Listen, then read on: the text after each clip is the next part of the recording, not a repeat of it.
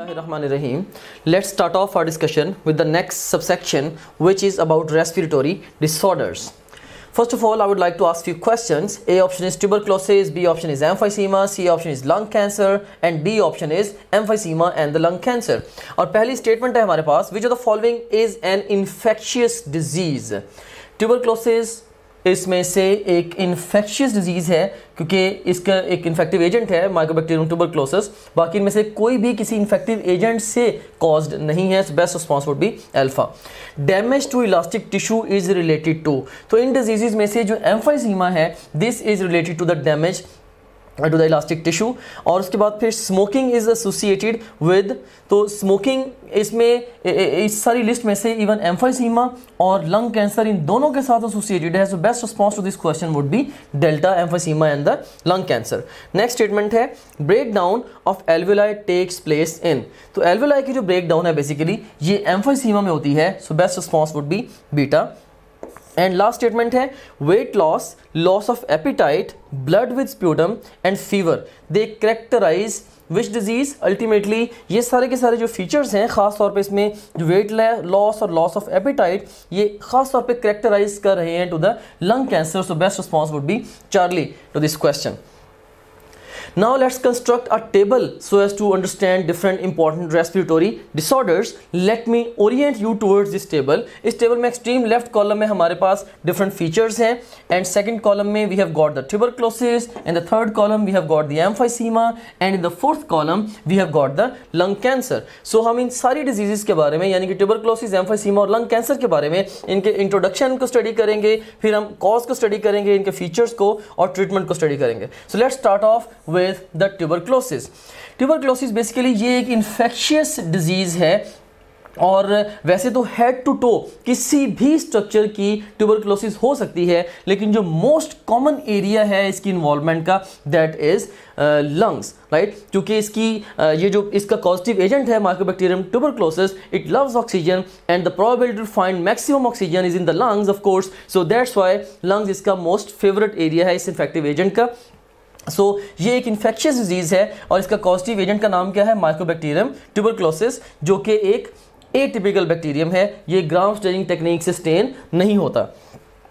And features के लिहाज से जो ट्यूबरक्लोसिस का पेशेंट होता है इसमें लो ग्रेड फीवर होता है स्पेशली एट नाइट. ये करेक्टरिस्टिक एग्जाम की डिस्क्रिप्शन होगी कि अगर लो ग्रेड फीवर है, हल्का बुखार होता है may be 100 degree Fahrenheit and so on, right, और रोज़ाना ये रात के टाइम पे होता है. So low grade fever specially at night और साथ इसके कई दफ़ा जो स्वेट्स हैं वो भी आते हैं, या सादा लफ्ज़ों में कई दफ़ा पेशेंट इसको डिस्क्राइब करते हैं कि ठंडे पसीने आते हैं, राइट. और इसके अलावा कफ होगी विद स्पूटम. ख़ास तौर पे अगर कोई भी कफ 3 हफ्ते से ज़्यादा रह रही है और उसके साथ बलगम भी आ रही है स्पेसिफिकली, तो फिर चेस्ट एक्सरे करवाना चाहिए ताकि ट्यूबरक्लोसिस को रूल आउट किया जा सके.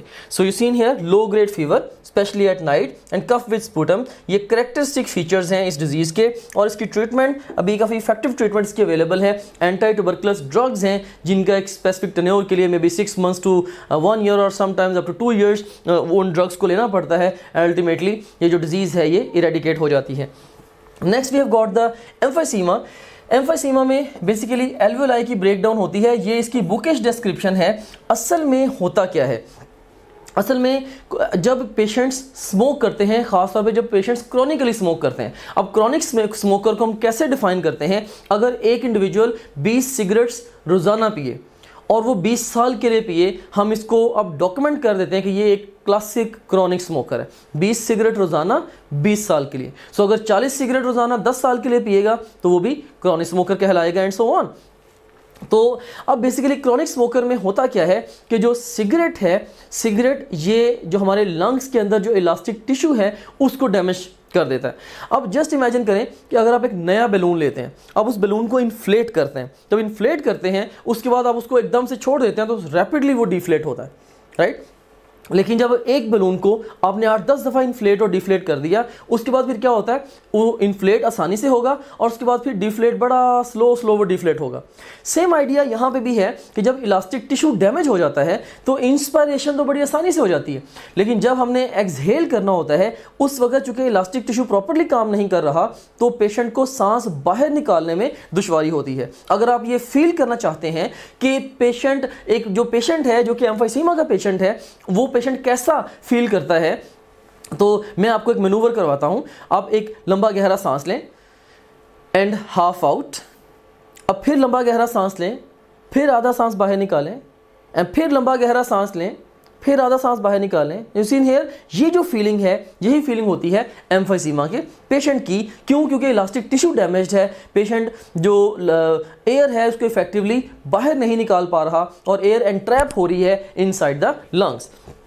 सो स्मोकिंग की वजह से इसमें इलास्टिक टिश्यू डैमेज होता है and there is difficulty in exhalation. और इसके लिए जो ट्रीटमेंट है ऑफ कोर्स वो जस्ट सपोर्टिव ट्रीटमेंट है कि अगर कोई इन्फेक्शन हो गया है तो उसको इन्फेक्शन के लिए कोई ड्रग्स दे दें, मे बी इसकी जो सांस की नालियां हैं उनको खोलने के लिए कोई ड्रग्स दे दें कि इसको सांस कुछ बेहतर आ जाए। अदरवाइज स्मोकिंग सेसेशन से किसी हद तक इस पेशेंट को हेल्प मिल जाती है, लेकिन जनरली ये इरिवर्सिबल डैमेज ही होता है।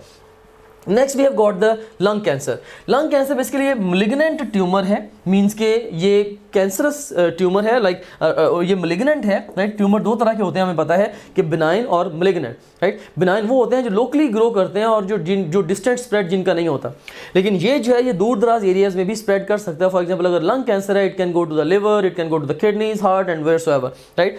And it spreads by local invasion as well as metastasis. Local invasion से क्या मुराद है कि जहां पे ये बना है वहीं पे लोकली ये इन्वेड करता रहता है। तो लंग के अंदर बना, वहीं पे लंग के ओवरऑल सराउंडिंग्स में ये इन्वेड करता रहता है, राइट।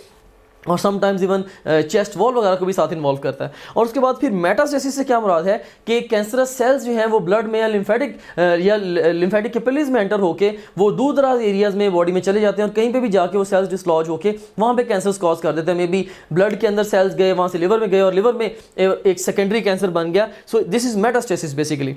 सो ये मैलिग्नेंट ट्यूमर है, spreads by local invasion as well as the metastasis. और अगर कोई स्मोकर होगा तो स्मोकर के अंदर एक नॉन स्मोकर की निस्बत जो लंग कैंसर होने के चांसेस हैं वो 10 गुना है। सो ये जो दो डिजीजेज हैं like emphysema and lung cancer, इन दोनों की एसोसिएशन है विद द स्मोकिंग। और इवन कोई दूसरे बहुत सारे पोल्यूटेंट्स, खास तौर पे जैसे लेड बड़ा नोटोरियस है for causing the lung cancer. तो जो कैंसर्स जितने भी होते हैं, कैंसर्स में ये जनरलाइज से कुछ सिम्टम्स होते हैं। तकरीबन सारे कैंसर्स में ये जनरलाइज सिम्टम्स अपीयर होते हैं with the specific symptoms. Of course generalise features कौन से होते हैं कैंसर्स के या मैलिग्नेंट ट्यूमर्स के? एक, पेशेंट को वेट लॉस होता है। क्यों होता है? क्योंकि पेशेंट को भूख नहीं लगती, so loss of appetite and wait loss. और इसके अलावा पेशेंट को मुसलसल हल्का बुखार रहता है, सो इवन फीवर, ये इसका एक इंपॉर्टेंट फीचर है। सो fever, weight loss and loss of appetite, ये 3 मेजर हॉल मार्क्स होते हैं जनरली कैंसर्स के। इसके अलावा फिर 7 स्पेसिफिक सिम्टम्स भी हो सकते हैं कि जिस एरिया में वो कैंसर प्रेजेंट है उस एरिया से रिलेटेड सिम्टम्स आ जाएंगे। फॉर एग्जांपल अगर लिवर में प्रेजेंट है तो जॉन्डिस डेवलप हो जाएगा, स्किन के ऊपर येलो डिस्कलरेशन आ जाएगी। अगर लंग में है तो मे बी उसके साथ जो है ना, जैसे इसमें हो रहा है कि ब्लड विद स्प्यूटम आ जाएगा and so on, right. So lung cancer के अंदर wait loss, loss of appetite and blood with sputum and fever etcetera. और इसके ट्रीटमेंट क्या है? अगर तो कैंसर अर्ली स्टेजेस पे है तो उसकी सर्जिकल रिसेक्शन की जा सकती है। अगर वो बहुत ज़्यादा डिस्टेंस स्प्रेड नहीं हुआ तो सर्जिकली इसको कट किया जा सकता है। Chance to cut the cancer is the chance to cure the cancer.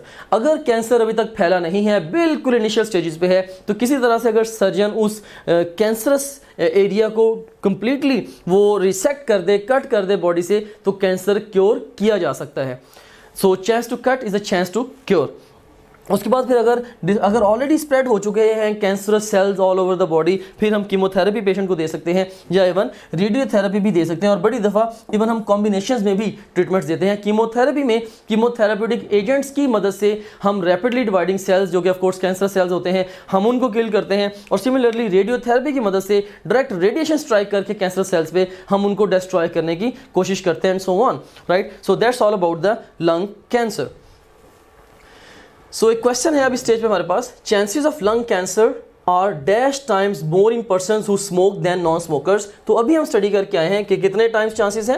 A option 5 times है, बी ऑप्शन 10 टाइम्स, 15 टाइम्स और डी ऑप्शन है 100 टाइम्स। तो अभी हमने स्टडी किया है कि 10 टाइम्स 10 गुना ज़्यादा चांसेस हैं एक स्मोकर में एक नॉन स्मोकर की निस्बत लंग कैंसर के होने के। सो best response would be beta. That's all about the respiratory disorders. Thank you very much. Don't join any traditional academy. National MDCAT की तैयारी के लिए ट्रेडिशनल एकेडमी ज्वाइन ना करें।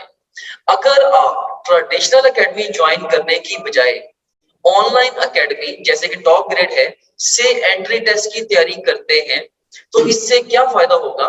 इससे आप 6 से 8 घंटे डेली बेसिस पे अपनी सेल्फ स्टडी में ऐड कर लेंगे।